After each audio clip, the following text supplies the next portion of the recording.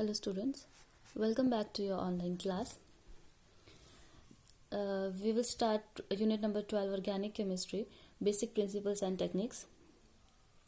Before starting this chapter, you should know what is organic chemistry. So, organic chemistry is the chemistry of compounds of carbon, or you can say it is the chemistry of hydrocarbons and its derivative. Hydrocarbons मतलब जिसमें hydrogen और carbon होंगे. तो mainly हमने जो element organic chemistry में पढ़ना है वो है कार्बन. तो उसकी प्रॉपर्टी सबसे पहले आपको पता होनी चाहिए. कुछ एक जो मेन फीचर्स या यूनिक प्रॉपर्टीज हैं कार्बन की, उसके बारे में आपको जरूर पता होना चाहिए. तो firstly we have tetravalency. Tetra का मतलब होता है चार, और वैलेंसी तो आपको पता ही है. वैलेंसी कार्बन का एटॉमिक नंबर होता है 6, जिसे आप 2,4 भी लिख सकते हैं. तो जो ये 4 है आउटर मोस्ट इलेक्ट्रॉन्स, वो आपका वैलेंसी होंगे कार्बन के. अब ये इसे ही हम इस तरह से भी लिख सकते हैं, यानी कि जो वैलेंस शेल की इलेक्ट्रॉनिक कॉन्फ़िगरेशन है वो है 2s2 3p2. इन 4 इलेक्ट्रॉन्स की वजह से इस कार्बन की वैलेंसी 4 होती है. अब कार्बन के केस में आप इस इलेक्ट्रॉनिक कॉन्फ़िगरेशन में ये भी सोच सकते हैं कि या तो P जो आपके पास ये कॉन्फ़िगरेशन ऐसे है 2s और 2p, सॉरी ये 2p है 3p नहीं. यहाँ पर 2 इलेक्ट्रॉन्स है, तो या तो ये भी कर सकते हैं कि ये दोनों इलेक्ट्रॉन्स दे कार्बन, या इलेक्ट्रॉन्स लेके वो अपना ऑक्टेट पूरा कर ले. इसे अपने इलेक्ट्रॉन्स लेकर वो अपने 8 ऑक्टेट पूरा कर ले, अपने इलेक्ट्रॉन्स आउटर मोस्ट शेल में 8 पूरे कर ले और नोबल गैस कॉन्फ़िगरेशन आ जाए तो स्टेबल हो जाएगा. या फिर वो इलेक्ट्रॉन्स दे अपने ये 4, 2 ये और 2 2s ऑर्बिटल के, तो भी इसके पास जो है नोबल गैस कॉन्फ़िगरेशन आ सकती है. लेकिन ऐसा नहीं होता, यानी C+4 या C-4 कभी भी फॉर्म नहीं होते. ऐसा इसीलिए क्योंकि अगर आपके पास इलेक्ट्रॉन्स ये लूज करे तो इसकी जो आयनाइजेशन एंथैल्पी होगी वो बहुत ज़्यादा हाई होगी. और अगर इसे इलेक्ट्रॉन्स 4 इलेक्ट्रॉन्स लेके ये नोबल गैस कॉन्फ़िगरेशन बनाए तो उसके केस में भी इसकी इलेक्ट्रॉन एफिनिटी जो है वो अलाउ नहीं करती कि ये 4 इलेक्ट्रॉन्स ले सके. तो इन शॉर्ट कार्बन हमेशा कोवलेंट बॉन्ड्स बनाता है. कोवलेंट बॉन्ड का मतलब है कि जो इलेक्ट्रॉन्स है उनकी शेयरिंग होगी, इलेक्ट्रॉन शेयरिंग. इन इलेक्ट्रॉन की शेयरिंग की वजह से ही कार्बन जो है अपने ऑक्टेट पूरा करता है. For example we have methane CH4, right. तो कार्बन की आउटर मोस्ट शेल में 4 इलेक्ट्रॉन्स है और हर एक हाइड्रोजन के पास एक एक इलेक्ट्रॉन है. तो 4 इलेक्ट्रॉन कार्बन के अपने और 4 इलेक्ट्रॉन इसने हाइड्रोजन से लिए, उनकी शेयरिंग हुई, तो इसके पास टोटल 1 इलेक्ट्रॉन हो गए. तो ये 8 इलेक्ट्रॉन जब हो गए, इसका ऑक्टेट भी पूरा हो गया और जो आपके पास मीथेन बना वो एक स्टेबल मॉलिक्यूल भी फॉर्म हो गया. तो this is how carbon form bond, and the bond type of bond formed is covalent bond by sharing of electrons. और फिर इसके साथ आपके पास आता है टेट्रावेलेंसी की वजह से ही एक प्रॉपर्टी आती है कार्बन की जिसे कहा जाता है कैटिनेशन.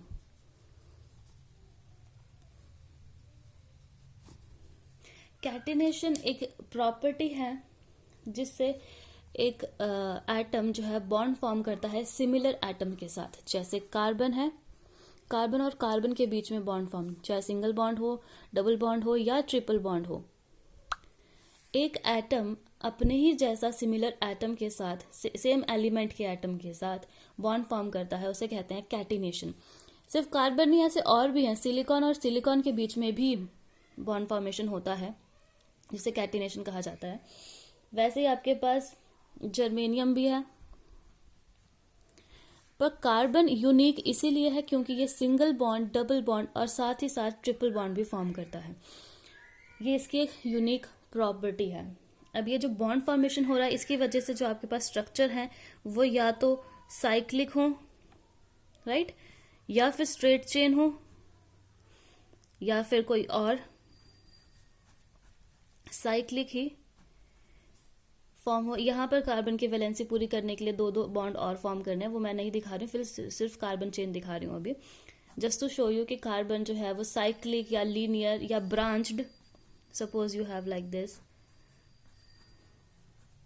इस तरह से भी यह ब्रांच्ड चेन, कार्बन की ब्रांच्ड चेन, इस तरह के जो है मॉलिक्यूल्स फॉर्म या कंपाउंड्स फॉर्म कर सकता है कार्बन।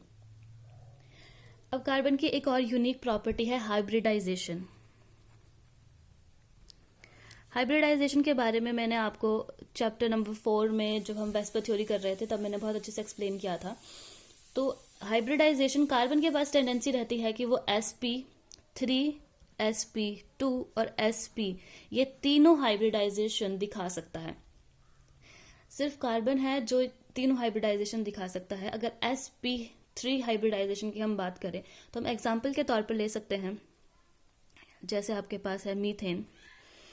कार्बन के पास इलेक्ट्रॉनिक कॉन्फ़िगरेशन में 2s2 इलेक्ट्रॉन्स और 2p में भी 2 इलेक्ट्रॉन्स होंगे, राइट।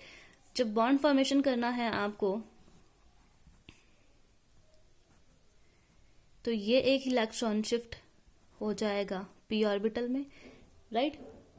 एक 2s इलेक्ट्रॉन 2p ऑर्बिटल में शिफ्ट हो गया, ये इलेक्ट्रॉन यहाँ शिफ्ट हुआ।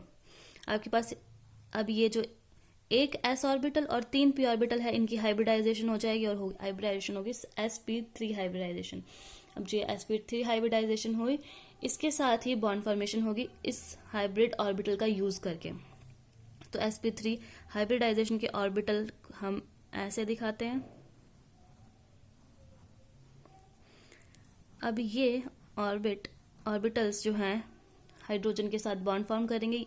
अब हाइड्रोजन के केस में लास्ट इलेक्ट्रॉन होता है s ऑर्बिटल में, इसलिए यहाँ पर मैंने ये स्फेरिकल ऑर्बिटल दिखाए हैं, क्योंकि हाइड्रोजन का लास्ट इलेक्ट्रॉन जिसके साथ कार्बन बॉन्ड फॉर्म करेगा वो s ऑर्बिटल में है। इसीलिए जो यहाँ पर ये ओवरलैपिंग हो रही है, this will result into bond formation, और आपके पास मीथेन का स्ट्रक्चर ऐसा फॉर्म होता है। This is your sp3 hybridisation. अब sp2 में आते हैं, sp2 हाइब्रिडाइजेशन। sp2 हाइब्रिडाइजेशन के केस में आप एग्जाम्पल के तौर पर ले सकते हैं इथीन C2H4। यहाँ पर एक कार्बन की इलेक्ट्रॉनिक कॉन्फ़िगरेशन अगेन 2s2p2 ये रहने वाली है। ये ग्राउंड स्टेट की इलेक्ट्रॉनिक कॉन्फ़िगरेशन, अगेन ये इलेक्ट्रॉन जो है प्रमोट हो जाएगा p ऑर्बिटल में। अब आपके पास जब हाइब्रिडाइजेशन हुई एक कार्बन एटम की, यहाँ पर कार्बन एटम 2 है तो दोनों की हाइब्रिडाइजेशन होगी, रिमेंबर दैट, और सिमिलर तरीके से होगी, इसीलिए एक ही इलेक्ट्रॉनिक कॉन्फ़िगरेशन में दिखा रही हूँ। ये कार्बन की है, s एक ऑर्बिटल और 2 p के ऑर्बिटल, इनकी हाइब्रिडाइजेशन होगी और आपके पास sp2 हाइब्रिड ऑर्बिटल्स फॉर्म होंगे। यहाँ पर आपके पास एक ये इलेक्ट्रॉन रह गया p ऑर्बिटल में ही, आपके पास एक इलेक्ट्रॉन रह गया लास्ट p ऑर्बिटल में। इस ऑर्बिटल का यूज होगा, ये रह गया आपके पास अनहाइब्रिड ऑर्बिटल, अनहाइब्रिडाइज ऑर्बिटल, और ये 3 का यूज होगा, sp3 हाइब्रिड ऑर्बिटल आपके पास फॉर्म हुआ है।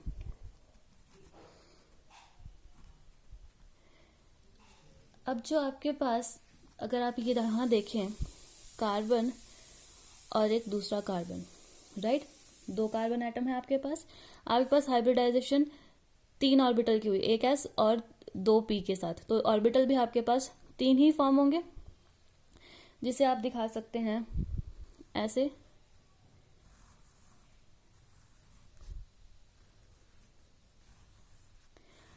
अब ये हाइब्रिड ऑर्बिटल्स जो है आपके पास बॉन्ड फॉर्मेशन करेगी। ये हाइड्रोजन का स्फेरिकल ऑर्बिटल है, ये हाइड्रोजन का है, और वैसे ही यहाँ पर भी हाइड्रोजन का आएगा। यहाँ पर ये जो ओवरलैपिंग होगी, this will result into bond formation.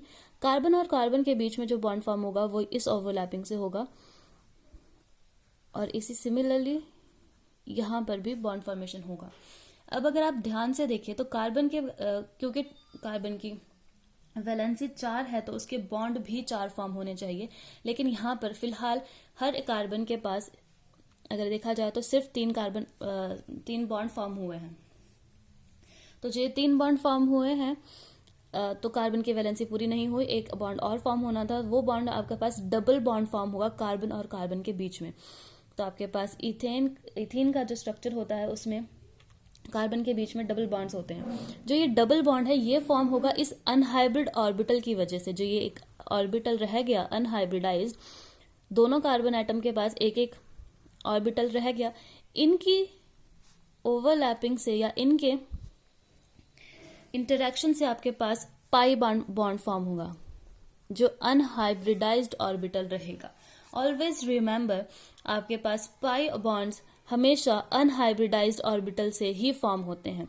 Hybridised orbitals कभी भी आपके पास पाई बॉन्ड फॉर्मेशन में पार्टिसिपेट नहीं करते, राइट। सिमिलरली आपके पास आता है sp हाइब्रिडाइजेशन। इसके केस में आपके पास ट्रिपल बॉन्ड होंगे, कार्बन और कार्बन के बीच में ट्रिपल बॉन्ड। यहां पर भी आप सिमिलर तरह से इलेक्ट्रॉनिक कॉन्फ़िगरेशन दिखा सकते हैं।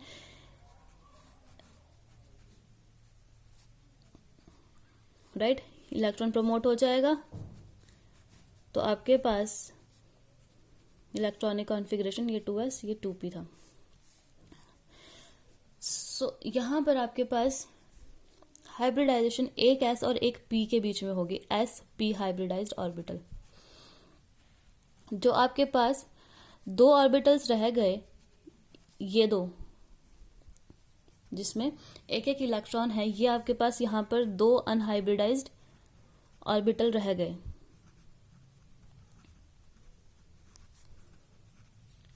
इन 2 अनहाइब्रिडाइज्ड ऑर्बिटल की वजह से आपके पास जो ये ट्रिपल बॉन्ड फॉर्म होगा वो पॉसिबल होगा।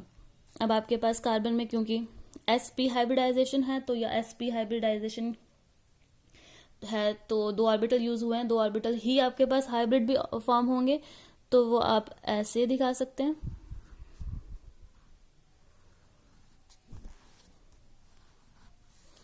इस ओवरलैपिंग की वजह से कार्बन और कार्बन के बीच में सिंगल बॉन्ड फॉर्म होगा।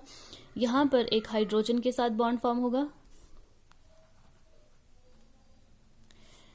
अब कार्बन के पास वैलेंसी तो 4 है, तो 4 ही बॉन्ड फॉर्म होने थे फिलहाल। इस कार्बन के पास 2 बॉन्ड फॉर्म हुए, एक कार्बन के साथ और इस हाइड्रोजन के साथ। सिमिलरली इस कार्बन के साथ भी यही हुआ, एक हाइड्रोजन के साथ बॉन्ड फॉर्म हुआ और एक सिंगल बॉन्ड कार्बन के साथ फॉर्म हुआ। लेकिन इसकी वैलेंसी पूरी करने के लिए 2 बॉन्ड और फॉर्म होंगे और वो दोनों बॉन्ड फॉर्म होंगे आपके इस अनहाइब्रिडाइज्ड जो 2 ऑर्बिटल बचे हैं उनका यूज करके। तो आपके पास एक अनहाइब्रिड ऑर्बिटल कार्बन का, ये दूसरा अनहाइब्रिड ऑर्बिटल, राइट।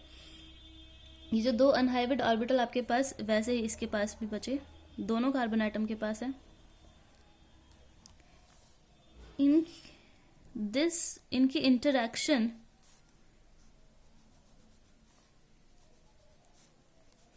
इनकी इंटरैक्शन रिजल्ट करेगी आपके पास पाई बॉन्ड फॉर्मेशन में। दो आपके पास पाई बॉन्ड फॉर्म होंगे और दोनों जो पाई बॉन्ड फॉर्म होंगे वो होंगे अनहाइब्रिडाइज्ड ऑर्बिटल से, राइट। ये आपके पास sp3 sp2 और sp हाइब्रिडाइजेशन थी। इसी के साथ आपके पास आगे जो आता है वो है ऑर्गेनिक कंपाउंड्स के नोमेनक्लेचर, उनकी नेमिंग कैसे करते हैं। तो उसकी नेमिंग के लिए आपको पता होनी चाहिए क्लासिफिकेशन। ऑर्गेनिक कंपाउंड्स की क्लासिफिकेशन से मतलब है कि आपके पास कोई कार्बन कंपाउंड है, वो या तो ओपन चेन होगा या फिर एसाइक्लिक या फिर ओपन चेन। जैसे आपके पास ये है स्ट्रेट चेन आपके पास जा रही है, ये ब्रांच्ड भी हो सकती है जिसमें ऊपर नीचे एक कार्बन स्ट्रेट कार्बन चेन होगी और उसके साथ कोई साइड में चेन भी कार्बन की चल रही होगी। कुछ इस तरह से आप कार्बन को, और इसके वैलेंसी पूरी करने के लिए आप हाइड्रोजन के एटम साथ में लगाएंगे, पर फिलहाल सिर्फ हम पेरेंट चेन रहे हैं, कार्बन चेन उसकी बात कर रहे हैं। तो इसे या तो एसाइक्लिक कहेंगे या ओपन चेन कहेंगे। सेकेंड आपके पास आ जाता है क्लोज्ड चेन या फिर रिंग कंपाउंड्स या साइक्लिक कंपाउंड्स। इसके केस में आपके पास क्या होगा कि रिंग फॉर्म होगी या एक साइकिल फॉर्म होगा। जैसे आपके पास 3 कार्बन एटम के साथ ये फॉर्म हो सकता है, 4 कार्बन एटम के साथ आपका ये रिंग फॉर्म हो सकती है।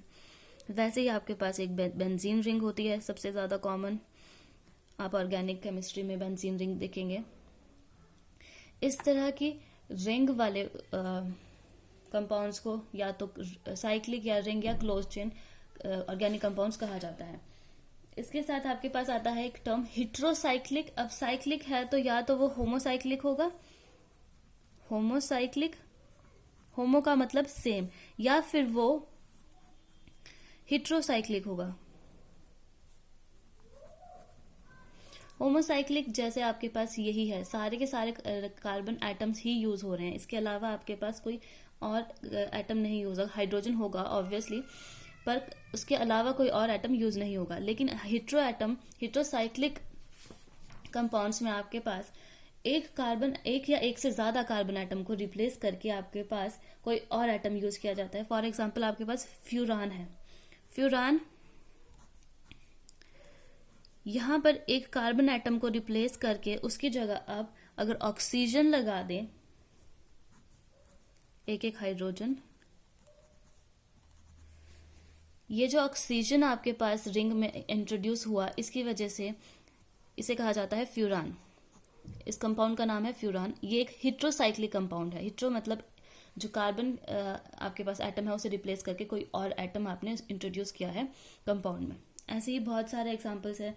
पिरिडीन है आपके पास, पायरोल्स हैं, जिसमें कार्बन एटम के साथ कोई और एटम भी इन्वॉल्व होगा। ऑर्गेनिक कंपाउंड्स की नेमिंग से पहले आपको पता होने चाहिए कुछ टर्म्स। जैसे फंक्शनल ग्रुप्स हैं, तो आपके पास ये मेन फंक्शनल ग्रुप्स होते हैं, जिन्हें aldehyde, ketone, carboxylic acid, esters, acid halides, amides या नाइट्राइल्स कहा जाता है। अब इनको आइडेंटिफाई करना हो तो आपको ये पता होना चाहिए कि ये ग्रुप होते कैसे हैं। तो एल्डिहाइड के केस में आप देखेंगे कि कार्बन और ऑक्सीजन के बीच में एक डबल बॉन्ड फॉर्म होगा, और कीटोन के साथ भी यही होता है, कार्बन और ऑक्सीजन के बीच एक डबल बॉन्ड फॉर्म होता है। दोनों में डिफरेंस ये है कि कीटोन आपका हमेशा चेन के बीच में यूज होता है। जैसे आपके पास ये एक चेन है, 3 कार्बन की चेन है, आगे भी ये एक्सटेंड हो सकती है, लेकिन 2 कार्बन के बीच में जो एक कार्बन है उसके साथ यूज किया गया है डबल बॉन्ड O, तो ये कीटोन है। अदरवाइज अगर कार्बन और डबल बॉन्ड O आपका चेन के लास्ट में है, इसके आगे कोई और कार्बन एटम नहीं है, ये चेन का एंड है, तो आपके पास ये फंक्शनल ग्रुप एल्डिहाइड हो गया। कई बार ये पता नहीं चलता कि एल्डिहाइड है या कीटोन, तो जब आप उसका स्ट्रक्चर देखते हैं तो अगर आपके पास कार्बन और ऑक्सीजन के बीच में डबल बॉन्ड जो फॉर्म हुआ है वो सेंटर में नहीं, कहीं पे भी कार्बन चेन के बीच में है तो वो कीटोन होगा, और अगर एंड में है तो वो एल्डिहाइड होगा। इसी तरह से आपके पास डबल बॉन्ड, कार्बन और ऑक्सीजन डबल बॉन्ड के साथ अगर आपके पास एक OH ग्रुप भी है सेम कार्बन एटम के साथ अटैच, तो वो आपके पास कार्बोक्सिलिक एसिड होगा।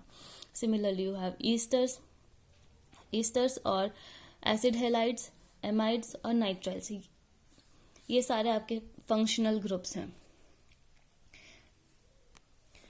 इसी के साथ आपके पास एक और चीज है इंपॉर्टेंट, वो है रूट वर्ड। जो आपके पास, अगर आपके पास एक कार्बन एटम है चेन में, तो वो आप मैथ कहेंगे। अगर आप 2 नंबर ऑफ कार्बन एटम्स है तो उसे आप एथ कहेंगे। 3 है तो प्रोप, 4 कार्बन है तो ब्यूट, 5 है तो पेंट। इस तरह से ये सीक्वेंस आपको पता होनी चाहिए, तभी आप नेमिंग कर सकते हैं ऑर्गेनिक कंपाउंड्स की। तो आप ये लर्न कर लें, और इसके साथ ये जो फंक्शनल ग्रुप थे, इन सभी फंक्शनल ग्रुप को भी आइडेंटिफाई आपको करना आना चाहिए। ये बहुत इंपॉर्टेंट है अगर आपको नोमेनक्लेचर सीखना है। इसी टॉपिक को हम कंटिन्यू करेंगे नेक्स्ट लेक्चर में भी, जहां मैं बताऊंगी कि आप डिफरेंट कंपाउंड्स को नेमिंग कैसे करेंगे IUPAC मेथड से। पर उसको करने से पहले आपको ये बेसिक पता होना चाहिए कि ये मैथ, एथ, प्रो, ब्यूट है क्या, और फंक्शनल ग्रुप क्या है, उनके लिए नाम क्या यूज होते हैं। यहाँ पर आपके पास सभी फंक्शनल ग्रुप के नाम दिए गए हैं, क्या सुफिक्स हम यूज करेंगे जब हम नाम लिखेंगे किसी भी कंपाउंड का। IUPAC नेम लिखते वक्त अल्कोहल है जिसमें OH, सिर्फ OH आएगा, तो उसके लास्ट में आप ओल लिखेंगे। अगर एल्डिहाइड है तो आपके पास आपको ये पता चल जाएगा कि कार्बन एटम है, उसके साथ डबल बॉन्ड और एक सिंगल बॉन्ड हाइड्रोजन के साथ फॉर्म होगा। एल्डिहाइड है लेकिन आप पूरा एल्डिहाइड नहीं लिखेंगे, उसके लास्ट में लिखेंगे AL, अल। अगर कीटोन है तो आप ओन लिखेंगे। कार्बोक्सिलिक एसिड है तो आप ओइक एसिड लिखेंगे, राइट। एग्जाम्पल के तौर पे आप थोड़ा सा समझने के लिए आप यहाँ पर देख सकते हैं 1 2 3 4 4 नंबर ऑफ कार्बन एटम्स हैं इसमें, और 4 नंबर ऑफ कार्बन एटम्स के लिए हम यूज करते हैं ब्यूट। तो आप लिखेंगे ब्यूट। अब क्योंकि डबल बॉन्ड कोई फॉर्म नहीं हुआ, सिर्फ सिंगल बॉन्ड है, सिंगल बॉन्ड के लिए आप यूज करते हैं एन, ANE, एन।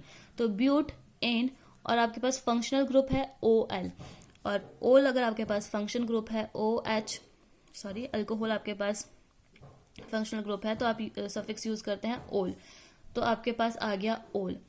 तो आपके पास इसका कॉमन नेम आ गया ब्यूटेनोल, ब्यूटेनोल। अब IUPAC नेमिंग में आप सिर्फ कॉमन नेम यूज नहीं करते, उसके साथ आपको नंबर भी बताना पड़ता है कि किस नंबर ऑफ कार्बन एटम पर कौन सा फंक्शनल ग्रुप है। उसके लिए आप हमेशा स्टार्ट करते हैं जहां से फंक्शनल ग्रुप है, तो आप इस कार्बन को नंबर 1 देंगे, इस कार्बन को नंबर 2, इस कार्बन को नंबर 3 और इसे नंबर 4 देंगे। तो जो OH है आपका कार्बन नंबर 1 पर अटैच्ड है, तो इसीलिए ब्यूटेन 1 ओल, ताकि ये पता चले कि जो OH ग्रुप है वो किस कार्बन एटम पर है, इसीलिए हमने इसकी नंबरिंग करी और 1 ओल लगाया, राइट। लेकिन अगर आप ये 1 ना लगाएं और सिर्फ ब्यूटेनोल लिखें तो वो भी सही है, लेकिन वो कॉमन नेम है, IUPAC नेम नहीं है, तो ब्यूटेनोल, राइट। इसी तरह से आप बाकी जो सिंपल कंपाउंड्स हैं उनकी प्रैक्टिस करें, उनकी नेमिंग की प्रैक्टिस करें, और जो थोड़े से कॉम्प्लेक्स और ज्यादा जिसमें नंबर ऑफ फंक्शनल ग्रुप्स आते हैं वो हम नेक्स्ट लेक्चर में कंटिन्यू करेंगे। If you have any doubt you may ask.